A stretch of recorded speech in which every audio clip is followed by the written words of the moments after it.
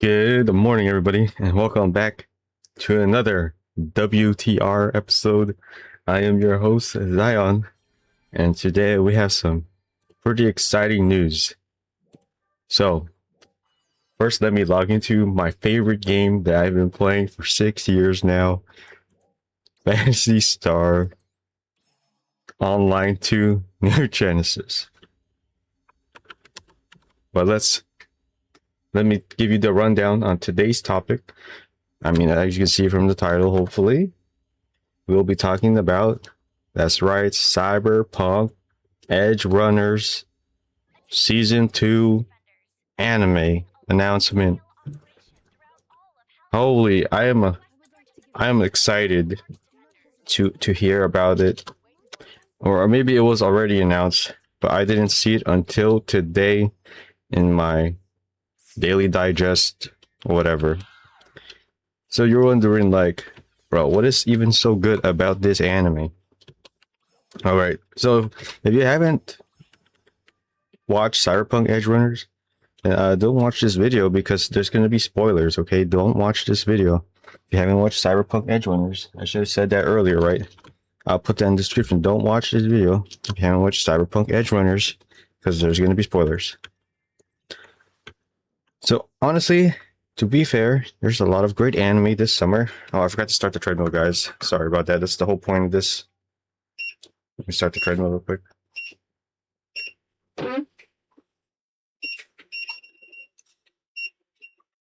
We'll just do 2.5 miles today.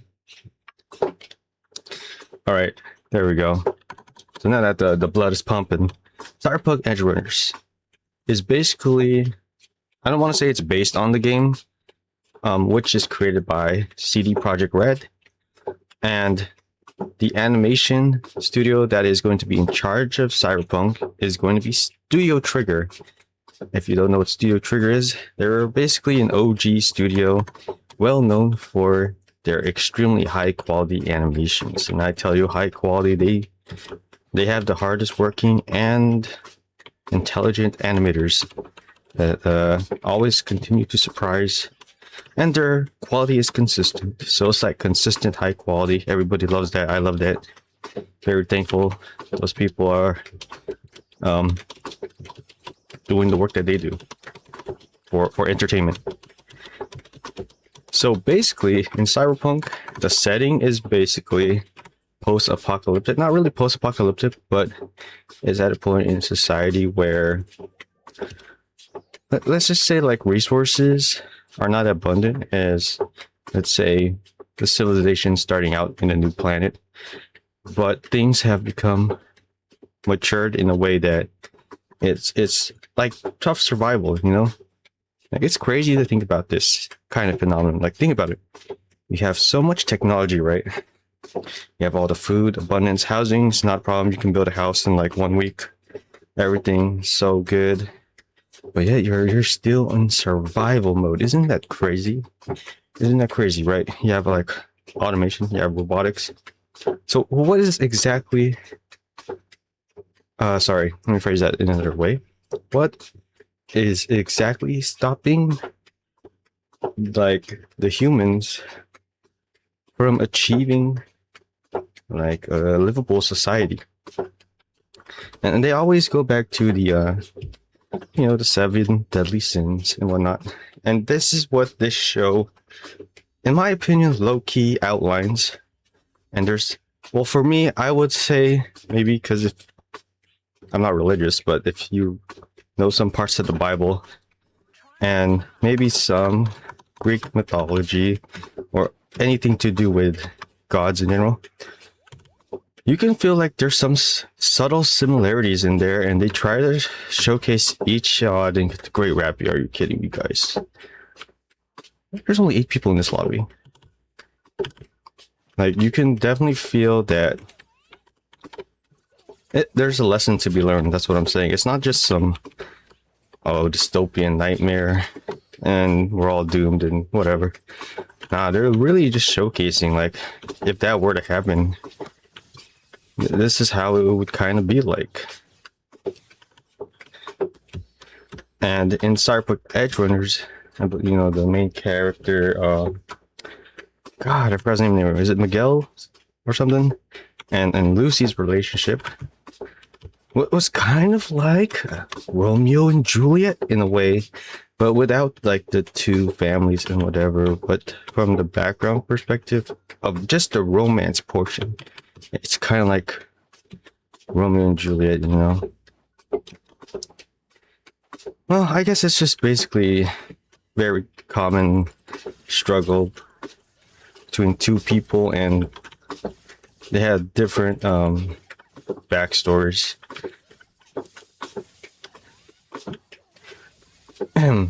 So if you didn't watch the first one, we all know like definitely season 2 is not going to be a continuation of season 1. So that was kind of a bit of a little intro, but in this video I'm going to be talking about some certain things. We're going to talk about the actual announcement of Cyberpunk Edgerunners season 2, and then we're going to talk about, you know, how the first season has set our expectations for this next season going forward and what to expect, because we're definitely not going to see the same dynamic of David, Lucy, and Rebecca and all the other characters, because come on, man, why would they make the same sort of dynamic and setting that we've already seen? And it was so well done, right? It was so good because every character had a really, what's that word, dynamic character development. Like, you know, obviously, yeah, David is like from a poor family, single mother vibes, and struggling and trying to prove that he can make it in the world, right? With zero connections, basically, and nobody, like obviously that's super relatable because you know, like 90% of people, sadly, life is hard for us because we don't have you know, the same amount of resources, network connections, and that is shown in Cyberpunk Edgerunners. Very powerful, contrasting, relatable, and maybe many guys, myself included, felt like, oh man, you know, they'd be saying like, oh, he's just like me, except for the part where, you know, we're not going to go super crazy and then like die. Yeah, I don't want to do that. I'm too much of a coward to do that. I'm too much of a, you know, a kitty cat to do that kind of shit, you know. So that will be the second part, and then the third part is going to be about the characters and maybe our prediction, like how season 2 will be, because like if season 1 was already heartbreaking, how are you gonna top that? Is this one gonna be more heartbreaking, or is it gonna be like freaking baby and not as great? And you know, the bar is set really high, but like I'll go over that in that section, you know, how to approach season 2, because it's not really gonna be about season 1 anyway, and there's no continuity. And then finally, the fourth section is going to be about like the new characters, obviously, and what I think they'll be like, and maybe have different dynamics to season 1, because it's gonna be different, of course, because we wouldn't have the same one as the first one, because who wants to watch the same shit over and over again? Well, I don't like watching the same shit over and over again. Yeah, a little bit of variance, a little bit of salt and pepper in my palate, you know. And then what we'll be discussing is maybe my thoughts and opinions, if it's going to be better, but it's kind of like tying it all in basically, so nothing special there. So we're gonna get started. So the first section that I'm going to be talking about here for today is Netflix announced Cyberpunk Edgerunners 2. Hopefully you're all aware of that. And it's going to be coming out in fall 2026. That's the scheduled release date. It's going to be about 10 episodes. And I think episode is going to be 24 to 30 minutes long. But the setting is going to be the same. So if you really like Night City and the aesthetics, it's going to be the same. I believe it's in the same universe. It's just going to be a different set of characters during doing different things. So, like I said, we might see some cameos from the other characters. There might be some lore dropping, hidden Easter eggs here and there throughout the anime. And this story is obviously going to be its completely own. So it's not going to rely on the first season. So more so likely, this is basically like, I don't know if you know this anime series called Monogatari. And they had like a lot of seasons, like Monogatari, Nisei Monogatari, Bakemonogatari, Haruka Monogatari. But they're all different arcs of women and like their particular story to I forgot what it was referring to. It's either like gods or like the Bible or something like that. And so in this one, I believe it's after the matter of fact where David is already dead, so we ain't gonna see like Lucy, or maybe we'll see this like snippets of the other characters in there or not. It doesn't matter. And then we're also gonna have like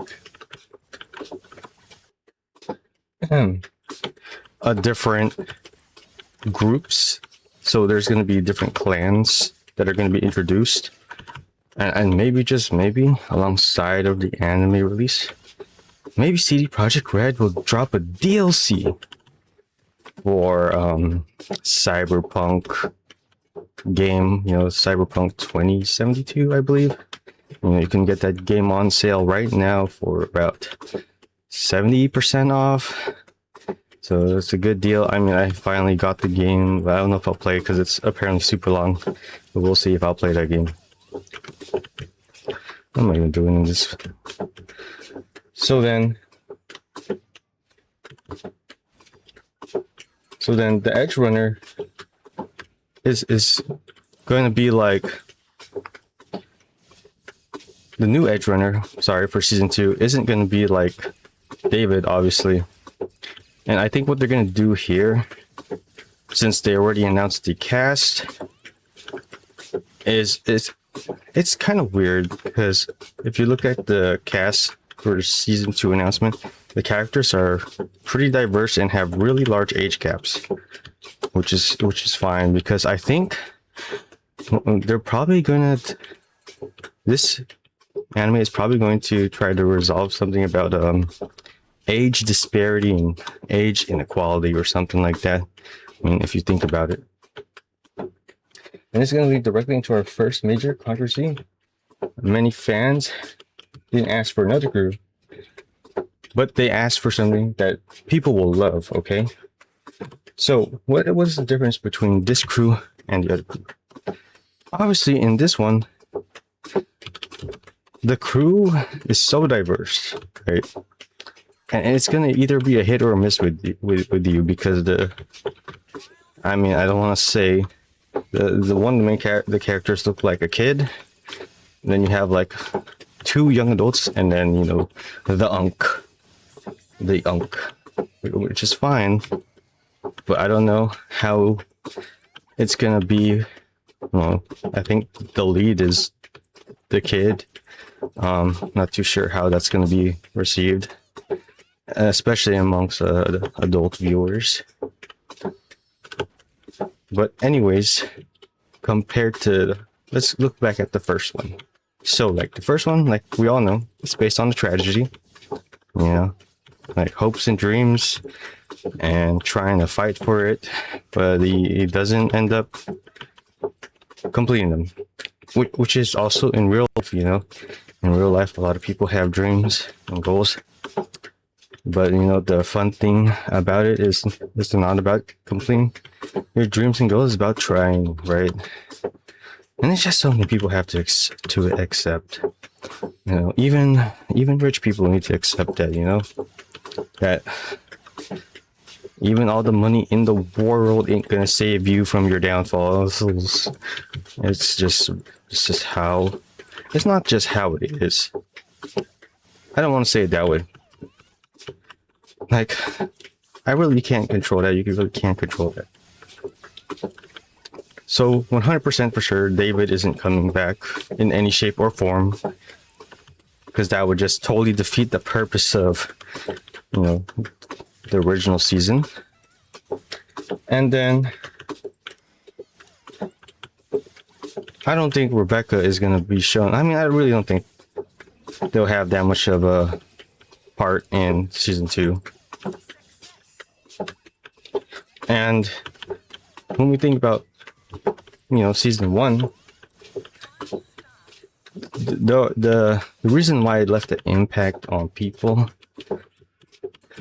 is because they got to see someone try really hard. Like, he's not even intelligent. That's the thing. There's a lot of hardworking people, and I think it's just the fact that the person gave it them all, like David, you know, when he's trying to fight Adam Smasher and stop Arasaka and whatever, tried to change the world and try to like save his mom and all that.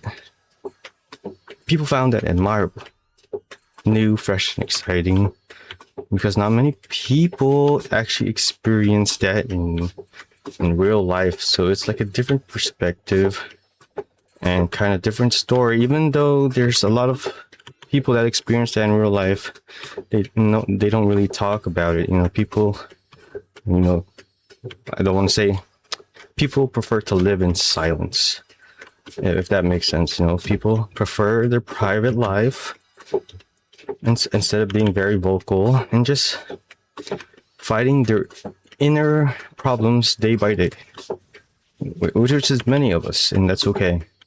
And you don't really need to share your life all the time, but you know, it would be nice to be recognized at some point in life, you know, that people tried. And I guess it varies on different economic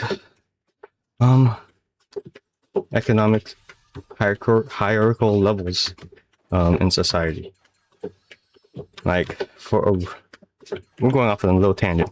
Like, for a rich person, maybe their survival is like, I don't know. Oh man, I had a hard time deciding between what kind of yacht I'm gonna get for Christmas or whatever, and that's like super hard for them. And then for middle class, like, what kind of food we're gonna eat. And for the poor people, it's like, should I even buy this pillow so I can sleep well tonight, or should I just keep using my rice sack to sleep? Things like that, you know. And I think the contrast in David's case, compared to like versus Lucy, and then their like romantic relationship, was basically very relatable. And then of course the action was good. So of course the story isn't going to be the same. So what kind of story do we think season 2 is going to be? That's going to bring us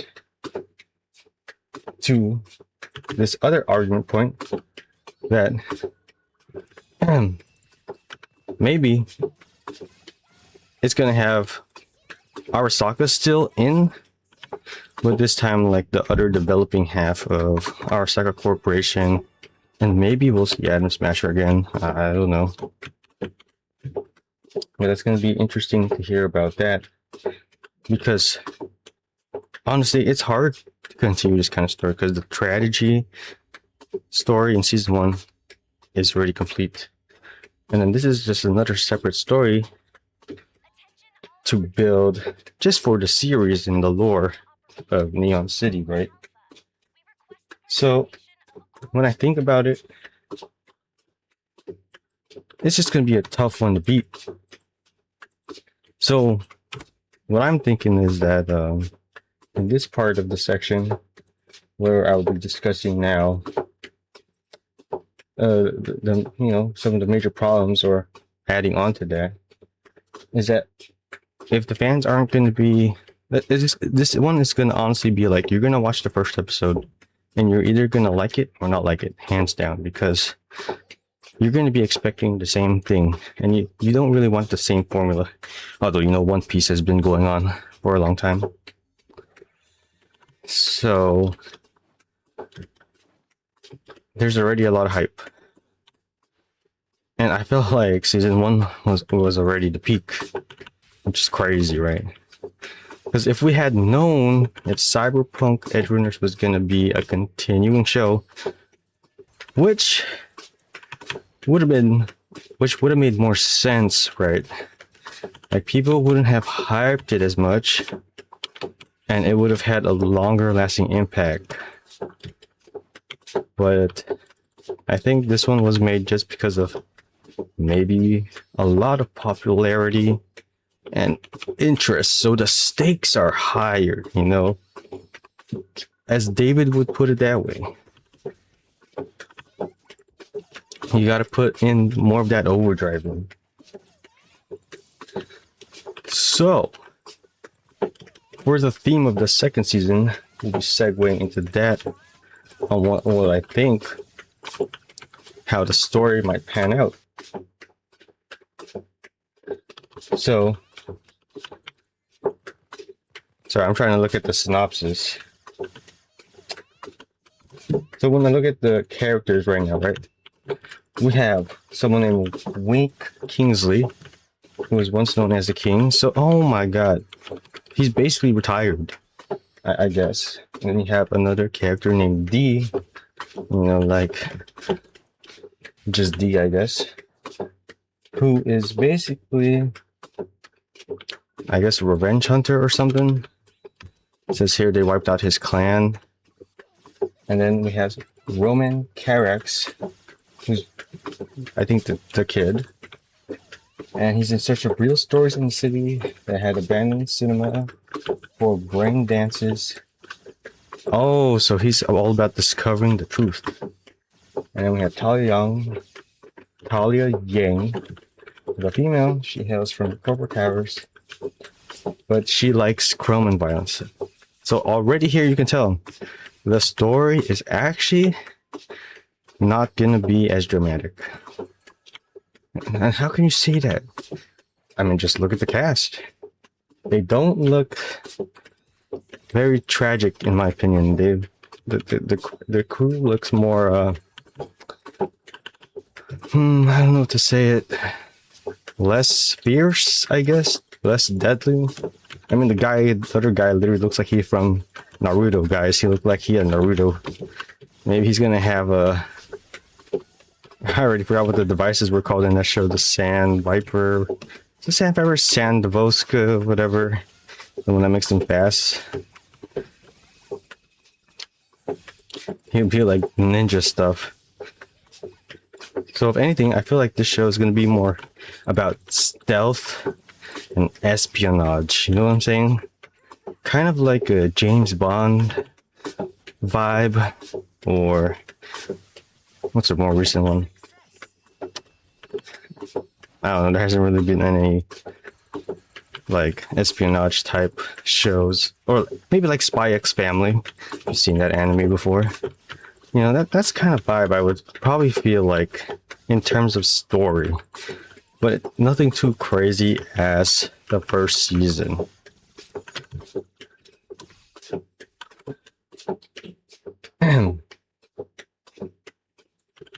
And this is where my excitement is going to be very cautious, because obviously, since it's different characters, different casts, and obviously a different story, you don't want to have too much expectations, because it's a different dynamic, and you know, it's Netflix and Studio Trigger. They have some surprises. Maybe they'll have twists. I mean, for the most part, in Cyberpunk Edgerunners 1, it was kind of predictable, you know, like, to be honest, I wasn't really that surprised for the ending, right? So here, maybe there's going to be some twist because, you know, from my point, from the cast, it feels like it's going to be like that, you know, discovering some sort of truth to something in Night City. And it's going to build upon that lore. And maybe it will kind of build on the backstory of Lucy. Maybe, okay? Because I believe she was like part of one of the experiments, right?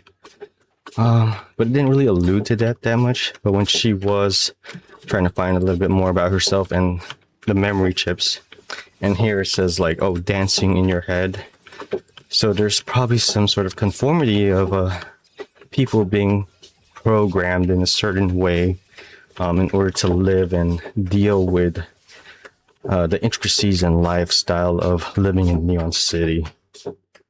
So maybe he's trying to figure out like that certain aspect of life, I guess. I mean, it's a true thing in real life too, you know. Subliminal messaging, indoctrination, some form of brainwash. People, like, I mean, myself included, influencing other people, but not me though, because like I'm a nobody. I'm just talking about like celebrities and politicians. Like they say things to make you think a certain way, right? And that's basically politics in a nutshell. So everybody might be expecting another tragedy, but I don't think the tragedy isn't going to be what the characters experience. I think the tragedy is going to be what they uncover, which is going to have another different kind of feeling that maybe other people have not felt in their life. You know, let's say, yeah, I mean, I don't want to use a real life example. That's too much. Let's say all your life you've been told that eating pudding would make you. Oh, no, this is so simple. All your life they told you to be a good boy because Santa Claus is going to come to you one day and he's going to grant you a gift that you've always wanted. Then you grow up and then you realize, oh, Santa Claus is not real. Oh man, I think that's the kind of turning story twist point. But then they're gonna have twists and be like, but even though Santa Claus is not real, the principle of doing that, this, and that still applies because look what happened. You get this, that, and this. So I think that'll be like the learning lesson in that part. So there's like, I don't know what to say about that. It's like they make a lie because they know it will benefit you in the end. Because if they told you the truth, you wouldn't have crossed that path. Shit, it's a very hard concept. I don't know how to explain it any better, but I think season 2 is going to go along that direction. You know, this is just my opinion, and it may be wrong. So, do I think there's going to be more action? I hope so, though. I hope there's going to be more action. I really love the action. More betrayal? I believe so, because I believe this season will have like more betrayal and more deaths, because like, I mean, all the characters are very different, and I mean, one has a clan. Maybe his entire clan is gonna die, and I don't know about the other guys, but it seems like they could have a setup. And the girl just likes violence and killing people, so I think we can expect a good amount of action in season 2. However, a lot of fans would be disappointed because like they would be demanding a happier ending from Cyberpunk, you know? And they would say like, oh, Night City is just all about depression and getting your life ruined, and like, does anybody in Night City even live a happy life? You'd be thinking that way, right? Because I'd be thinking that way. Like, oh my god, why would I want to live in Night City if everybody's just dying these kind of deaths? So I'm pretty sure this one it's not going to be a good ending. It's going to be like a bittersweet ending, or like something you can think of. Sorry, I'm sweating a lot. So what kind of things would they be exploring? We're still on the third section, okay? The commodification of violence as entertainment, which could be in the form of like arena battles or hunting people down. There's like a similar anime to that. I forgot what it was called. It was an anime where they had like phones and they kept track of like people that were being hunted or like part of this, and each one get like a secret power. I forgot what it was called. It was something like Towers or something. And then the pursuit of fame in a city where attention is currency. Could explore corporate citizens, entering gang culture. So I'm just reading off this like synopsis and just getting ideas. Or it could be like revenge, which I think it might be a little bit of revenge because of the guy here says like his clan got wiped out or something like that. So there might be some revenge. And then it might coincide with the other characters because they might have like a similar target they're hunting, and then they realize something else. You know, it's like all 4 characters with small side quests of their own, and then it collides with the bigger main quest, if that even makes sense. You know, so we can see different perspectives from different side quests, but they're all going towards the main quest. Holy crap, that sounds like a genius story. I mean, like a genius way to tell a story. And it's going to be very exciting, because then each character has their own dynamics, and you're going to see the different character development. So now, Edgerunners 2, it doesn't need to be happier than Season 1. Like, the bar for happiness, guys, is going to be low, right? Even if we get all of them alive, if all of them are alive, that's already like a happy ending compared to Season 1. That's such a low bar, so I don't know. Maybe they're all going to die, or maybe they're all going to survive, but at least we will know what to expect, because if it's not along the theme of tragedy, I think most people will be disappointed, you know? Like, oh my god, where's the tragedy? You know, so it's gonna have some form of tragedy for sure. And so, now that we know that the newly revealed crew and what opportunities are going to be presented for Season 2, we're going to talk about in detail, about the crew itself. I mean, I've already been talking about it right now, so I guess I skipped over myself in the sections and I lost my train of thought. So we'll go over it one more time real quick, and then we'll move on to the next section. So Wink Kingsley, he's a more older and experienced Edgerunner, and he was a pretty his reputation was known as the King. So we can tell that this guy is very talented, and it's kind of like this other anime that's airing right now called Scum of the Brave. And I'm guessing he's going to be like one of those people that have gone through life, but they kind of lost their direction. And then they're probably going to have like a nihilistic and black-pilled realistic view almost happening. And he might have some sort of, you know how most people with the wisdom are. And then we have D, who's the gifted net runner. So basically like Lucy, but they are associated with the Snake Nation, kind of like a Sasuke and a Orochimaru. See? So this guy could be like Orochimaru's descendant. So he might, I'm just kidding. That's some Naruto stuff. And he's motivated by revenge as well. So as we can see right now, revenge seems to be like one of the main things here. And then moving on to the next character, Roman Carax is the young one, and they are apparently very versatile with the camera. So I guess this is where he'd be like taking pictures to capture the truth, and then they look on TV or whatever, and they see that whatever is reported on TV is actually not the truth. So this is like some activism mixed in with revenge. And then we have Talia Yang, the female, and she is mostly about corporate privilege. So she's like one of those rich people, I guess. But they're kind of like revengeful. Even in real life, there's a lot of kids like that, you know. We're not kids, I guess people.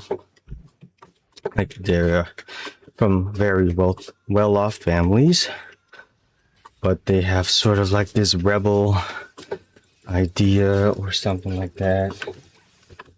And in her case, she is independent and fascinated by hyperviolence, and she embodies someone that's uncomfortable and likes to choose or likes to be forced into danger.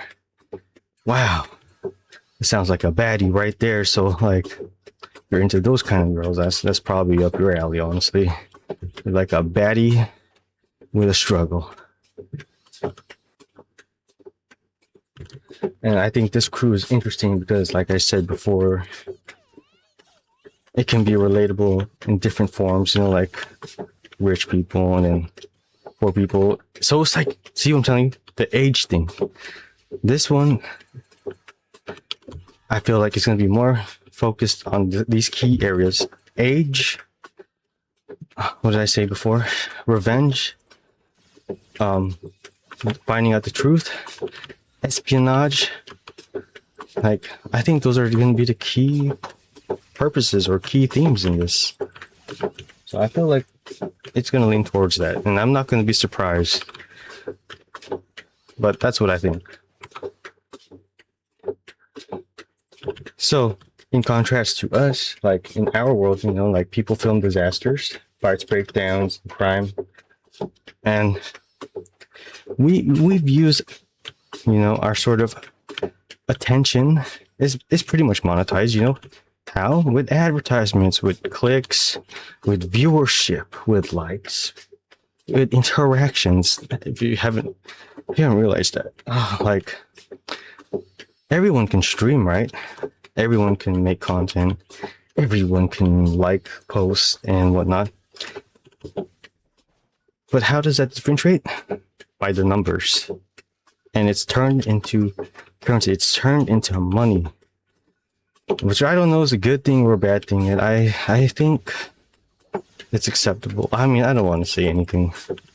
It's a slippery slope because there's some people, it's not for them. Some people, so we got to have best of both worlds. But, you know, a person with one viewer gets paid 1 cent. But a person with a million, let's just say 1,000 viewers gets paid $1,000 or $100. So like obviously there's a lot of inequality, and yeah, that's how it is. So I'm thinking the show is going to explore that as one of the purposes, but it's not going to be the main thing. Oh, so yeah, the show will criticize how we think and perceive each other's age difference. Like maybe if you're 12 years old and you're watching, your main focus is going to be on the child, obviously. And then if you're like a middle-aged adult, you're going to be focused on, you know, either the guy or the girl. See what I'm saying here? Like, you might focus on that Sasuke looking guy if you're a guy, right? And the girls will focus on that girl because she rebellious, you know, she a baddie.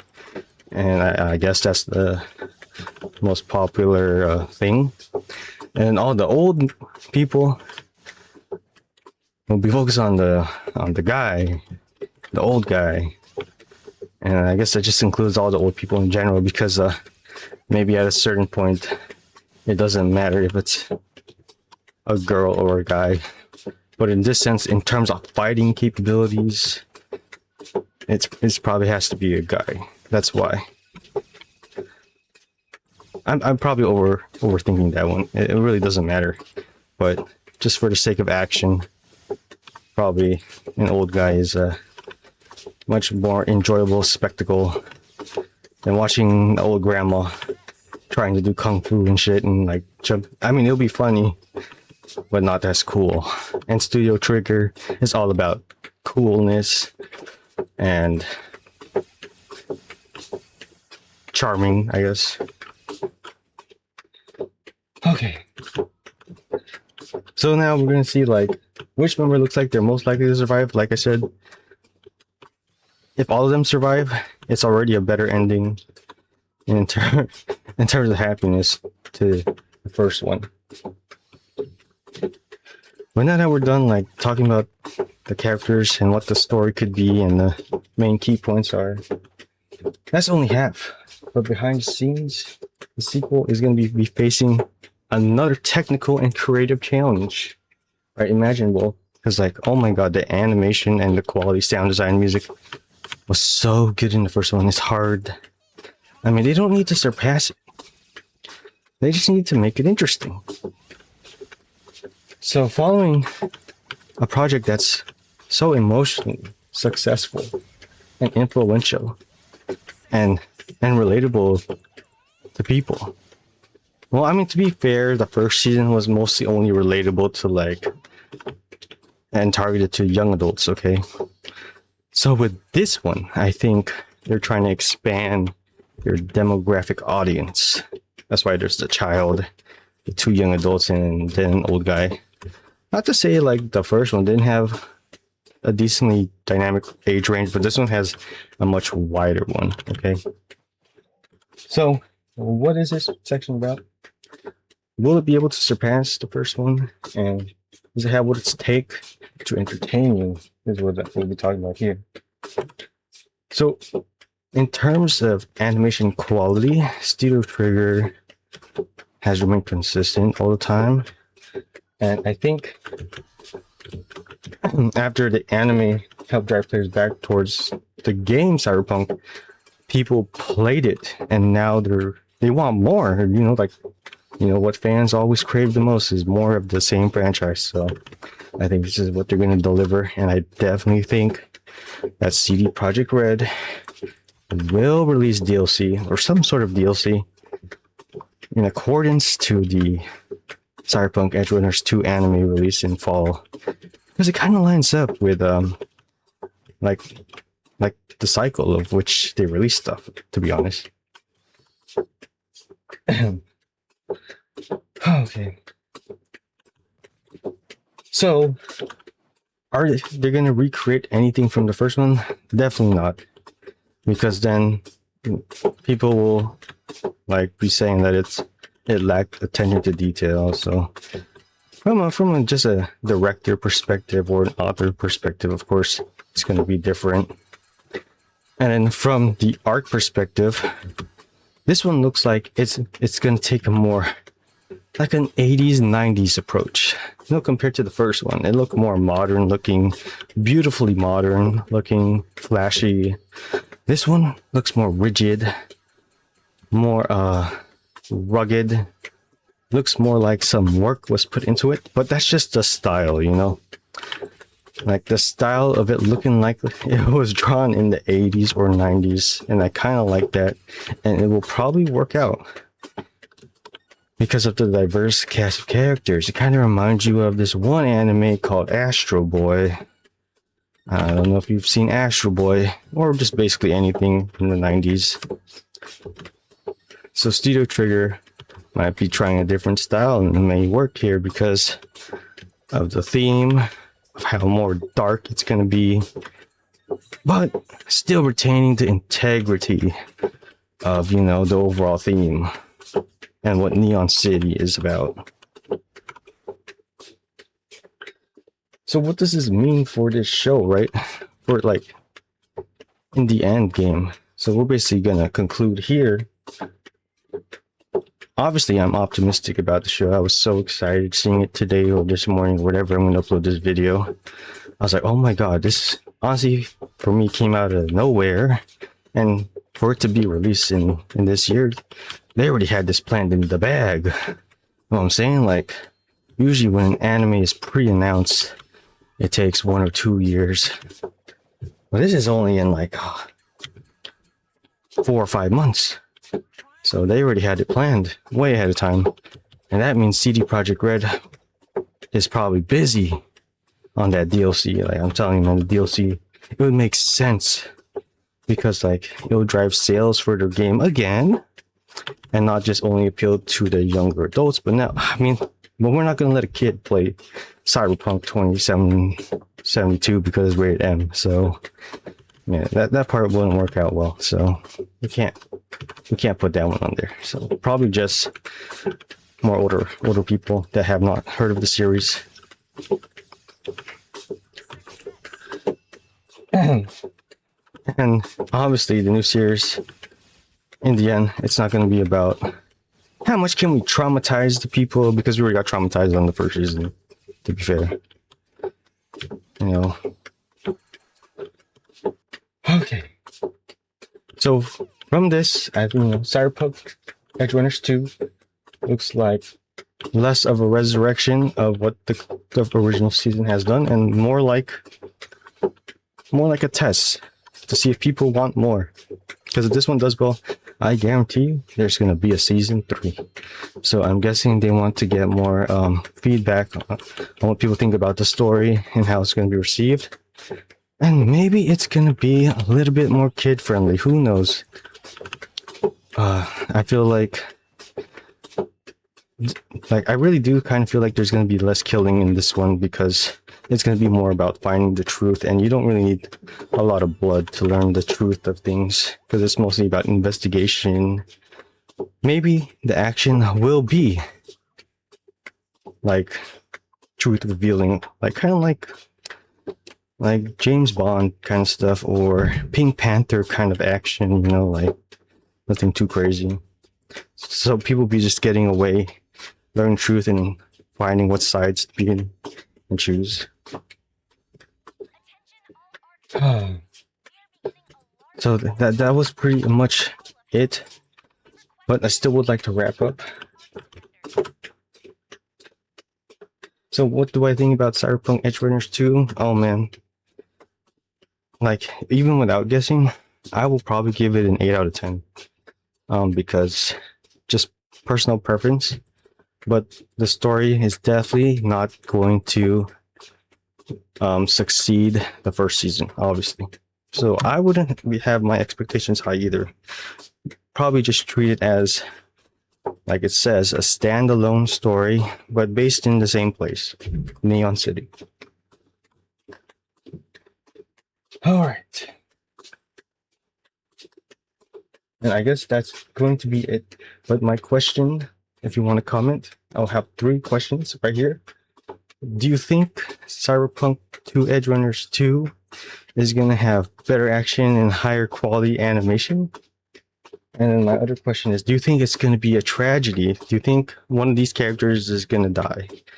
I mean, you could probably know which one is going to die, honestly, if it's going to be about age.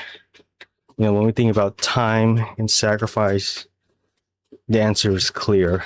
And my third question to you would be, would have you had preferred a continuation of Lucy's story? Maybe she found another guy, but that would be like kind of sad. Or would you have appreciated this new cast of characters? Leave a comment below. What do you think? And of course, just anything about Cyberpunk Edgerunners 2, if you think the story is going to even add to the same universe. Because now you'll be able to map out like the universe of all the characters and get a really good idea. I mean, there's already wikis and stuff that you can read if you're very interested. All right, so that's it for today's Walk, Talk, and Rock episode. And I'll see you in the next one. Oh, I'm tired.